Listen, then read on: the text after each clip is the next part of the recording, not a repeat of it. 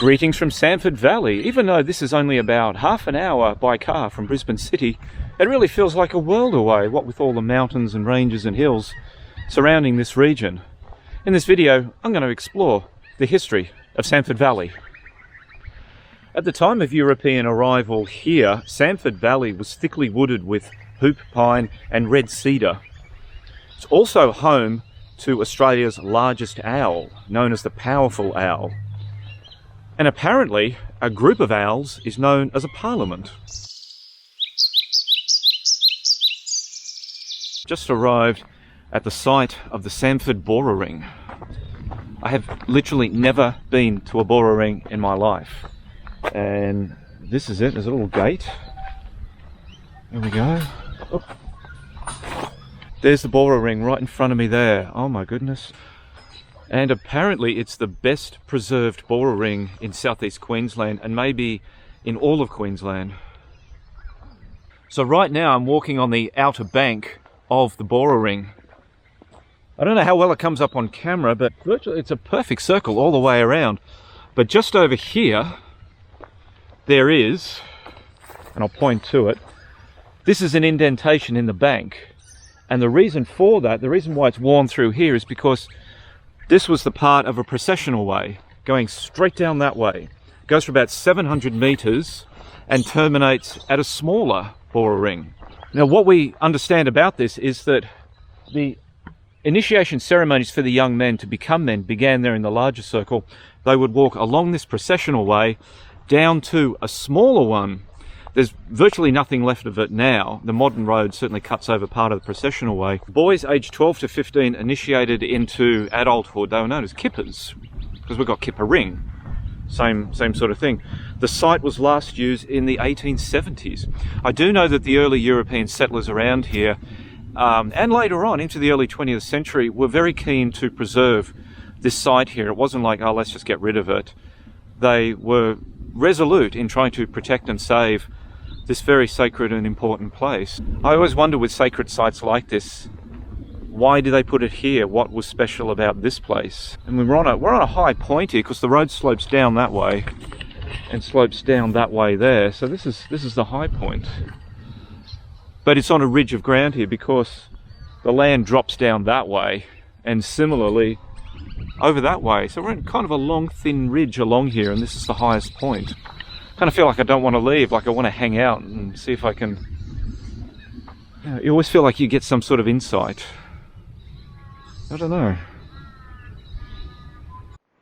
And just before I go, there is a big old tree here and someone's been carving some letters and numbers into it.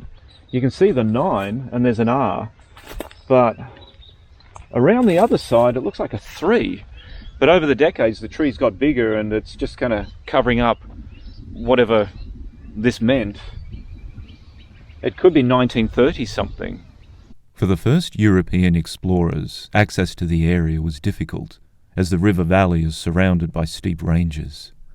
The valley formed during the Triassic, between 251 and 201 million years ago.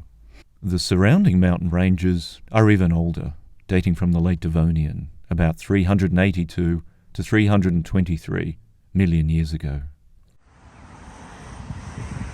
It was in 1851 that ex-convict and entrepreneur Darby McGrath appears to have been the very first European to grave stock here in Samford Valley. He had about 16 square miles, however the bulk of his lands were down around Ashgrove and the Gap. A notice in the New South Wales Government Gazette from 1852 referred to an Aboriginal attack of 2 of McGrath's employees, which most likely occurred within his Samford holdings. McGrath seems to have lost all interest in his Samford outstation as a result. And it was in the 1850s that timber getters became very active in this area. They were particularly drawn to the red cedar, which grew in great numbers here in Samford Valley. In 1854, the Samford Pastoral Run was established by Archibald Young. This is when it became legit and not just a squatter's run. Later the site became the location of the Samford Hotel. Later again, it became the site of the CSIRO. And now it is the site of the Samford Community Hub, a very popular piece of land. It was in 1858 that the name Samford first appears in print, and it was in a series of advertisements put in the paper by Archibald Young. He was advertising his horse Bedlamite for stud purposes. In 1865, the government began advertising lease land for sale and selection. The main sources of income for these early settlers were timber, bananas, dairying, small crops, and fruit. The local dairy farmers sent their cream to the Kingston Butter Factory via the railway.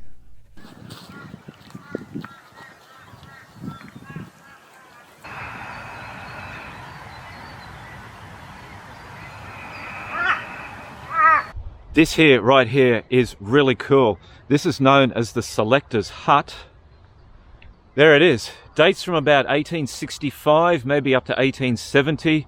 I believe it's the oldest house here in Samford Valley, and it's still in situ. And I've been given permission to go inside and have a look. Oh, and the fellow who's given me permission to come and have a look at this house has left me a snake bite venom kit, because there are a lot of snakes around here, and they like to hide inside the hut. We come in here. This is it. Wow. No snakes. Oh my goodness. And over here there's an old bed. Look at this.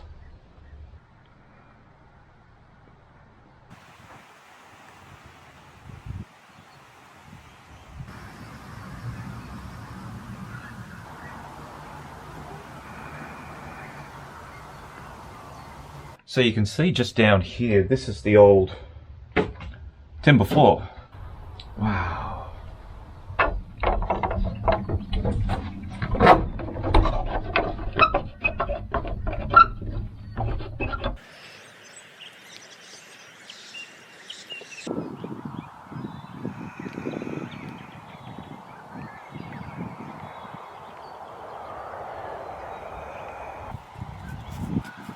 Hello, my hussy.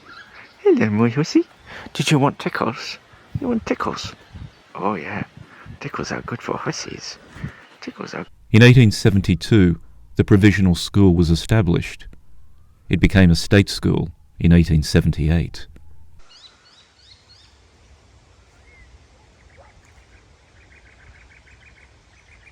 This is the Sacred Heart Catholic Church. It was built in 1896.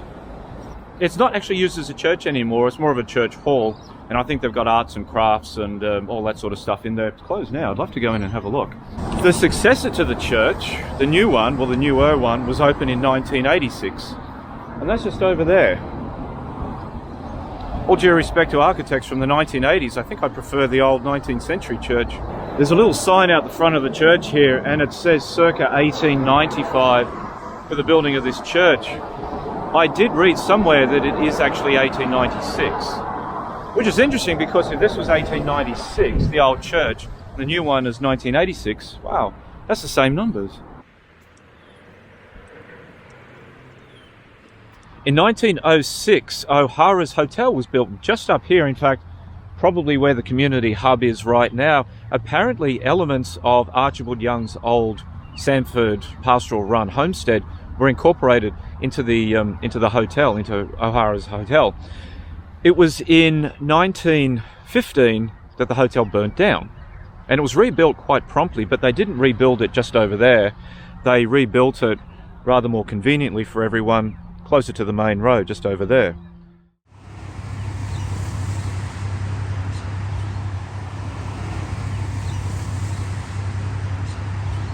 It was in 1918 that O'Hara's Hotel was moved down here to its present site. It was moved in 3 sections by Bullock team, reassembled here, and then renamed as the Railway Hotel, simply because the railway station was right across the road.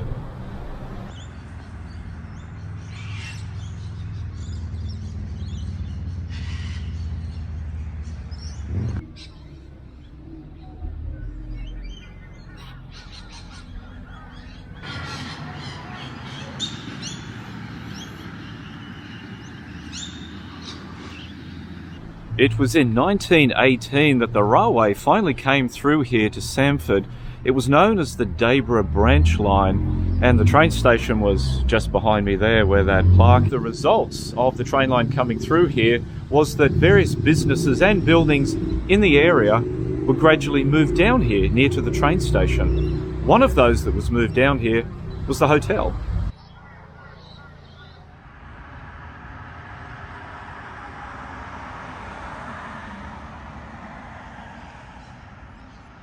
This was built in 1918, but it was originally built in Lutwyche. It was disassembled from there, transported up here to Samford, and then re-established. Concert parties and dances were held here almost every Saturday night, the real social hub of Samford.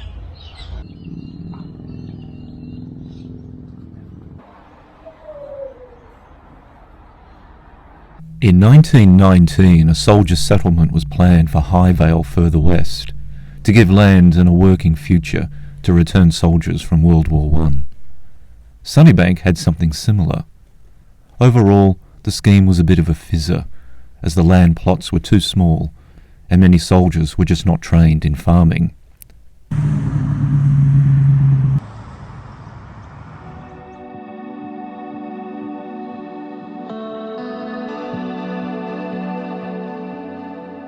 "20 hoot pines have been planted along this 700-metre walk.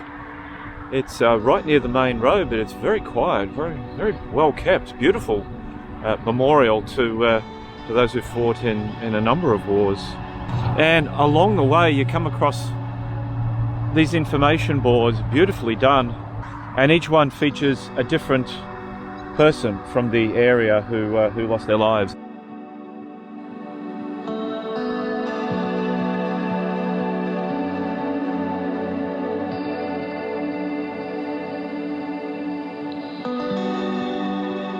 A quarry was opened at Camp Mountain in 1921 to supply granite for the construction of Brisbane City Hall.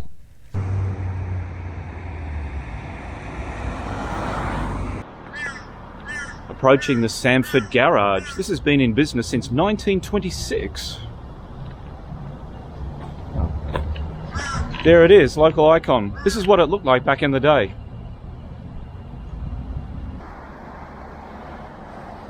Between 1926 and 1927, more bananas were shipped out through Samford train station than through any other train station in all of Queensland, including North Queensland. And in the many hills and ridges surrounding Samford, around Samford Valley, many of them were absolutely covered in banana plantations, including those ones over there, all the way around that way. In 1929, the Samford Show Society began. However, one of the committee members ran off with the funds. In 1990, the old Petrie police station was moved to the showground site. In 1931, the bunchy-top banana virus necessitated a government order for all banana plantations in the Samford Valley to be destroyed. This virus causes the banana tree to produce little, if any, fruit.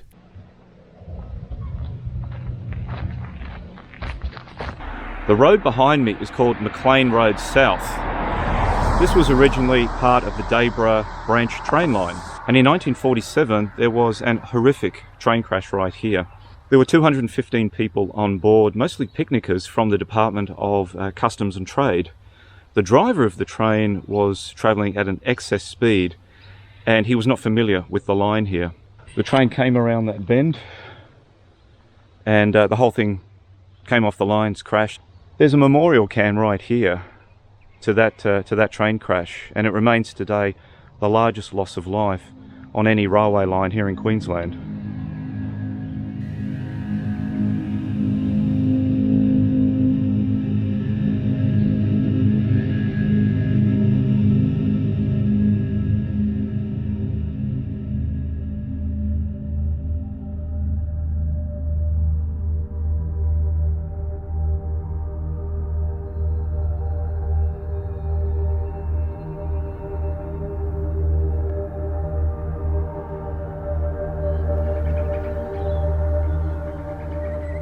And then in 1955, the railway line through here closed. The entire Debra branch line, including Samford Station, was shut down.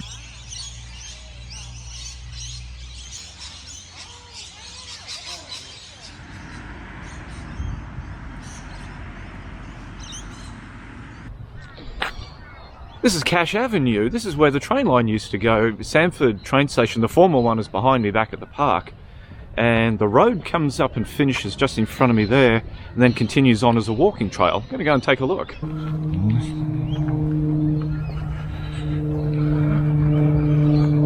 And it's called Cash Avenue because of a guy called James Cash. He was the first settler here to take up freehold land in the area. Later on, his son Andrew donated some of the land to places like, for example, the Farmers Social Hall and Scout Den and tennis courts and rugby field and things like that. I've just crossed over Samford Road, very busy road, and the train line continues off in that direction behind me. So there's Cash Avenue that way, over there, and then comes straight through over there and further on south and east until it gets to Kelvin Grove Station. It's the Baden-Powell Park. I wonder why it's fenced off now though. See that? A couple of old gateposts. And big, I don't know, is that a bunya pine or a hoop pine? It's one or the other, I can never tell. What I usually do is I give the name twice. I say, oh, that's a nice bunya pine, or that's a nice hoop pine. Later on I look it up, find out which one it is, and I edit in the correct one into the video. Makes it look as if I know what I'm talking about. And there's an old cattle grid down here. See that? Cattle grid. So obviously an entranceway of some importance in the past, and now it's just a ruin. I was in Swanage last year, and I went to Brownsea Island, and there's a memorial there on the island, I think it's in Poole Harbour, where the Scout movement, I think, began, where they had their first Scout meeting. Full circle.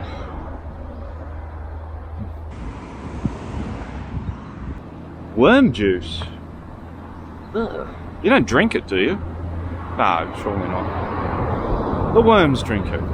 Worm juice. Worm juice? I never heard of it. The 1960s saw the sale of farm lands for housing developments. And in 1969, with more kids in the area, a local couple opened up Adventureland, a fun place for kids to play and get electrocuted. It closed due to public liability problems, but the kids loved it.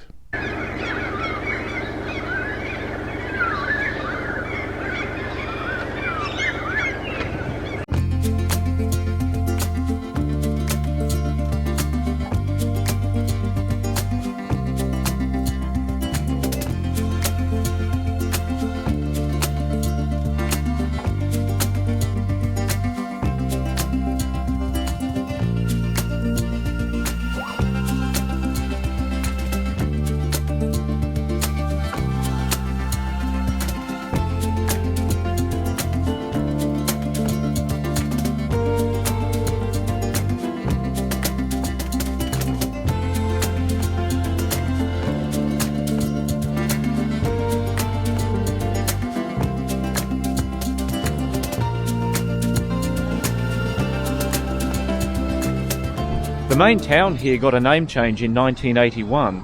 Up until then it was known simply as Samford. Now it became known as Samford Village.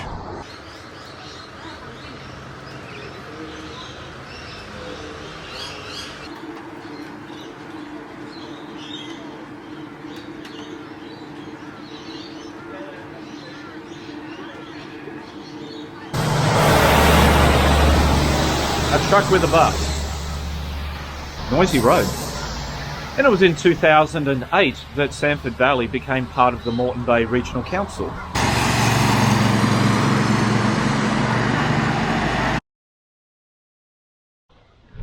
Welcome to Samford Valley, with all of the hills and mountains and ranges all around here, encircling this area.